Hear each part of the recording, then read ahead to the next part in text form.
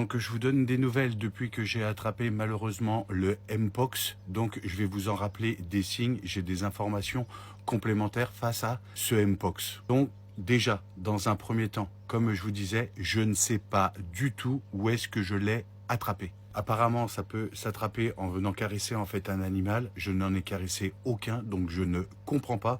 Ou une transmission au travers de fluides, ou une personne qui aurait été porteuse en fait de boutons. Par contre, ce qui est sûr, c'est que un des premiers signes qui doit vous alerter, c'est une fièvre. C'est un des premiers symptômes.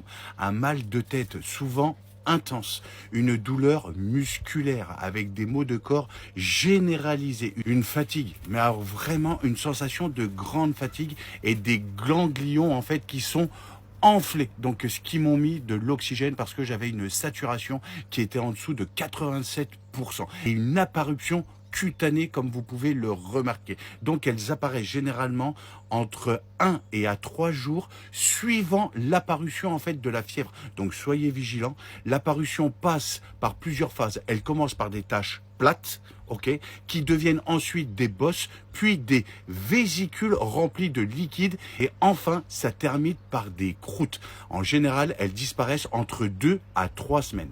La transmission, comme je vous le disais, de ces Mpox, eh bien, c'est une transmission d'un animal à l'homme ainsi que d'une personne à une autre. Comme un contact direct avec des fluides corporels ou des lésions cutanées d'un animal infecté, je ne comprends pas pourquoi, des contacts avec des objets contaminés comme les vêtements ou de la literie, une transmission interhumaine par des gouttelettes respiratoires lors de contacts étroits. Le traitement, il n'y en a pas, à part, comme ils m'ont donné, des traitements pour les maux de tête. Moi, ils m'ont donné personnellement en fait des antipyrétiques pour réduire en fait la fièvre et des analgiques pour soulager en fait la douleur.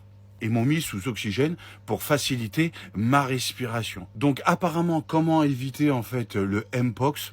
Comme vous le savez, apparemment ils sont en train de nous inventer un truc qu'on a déjà eu en fait à l'époque. Moi, je ne suis pas là pour vous dire est-ce qu'il faut le faire ou est-ce qu'il ne faut pas le faire. Ceci est une vidéo en fait de prévention sur tous les risques que vous pourriez avoir. Attention, je n'ai rien à voir avec les grandes institutions. Mon contenu est un contenu en fait de prévention. Restez en fait vigilants par rapport à tous les signes que je vous ai donnés.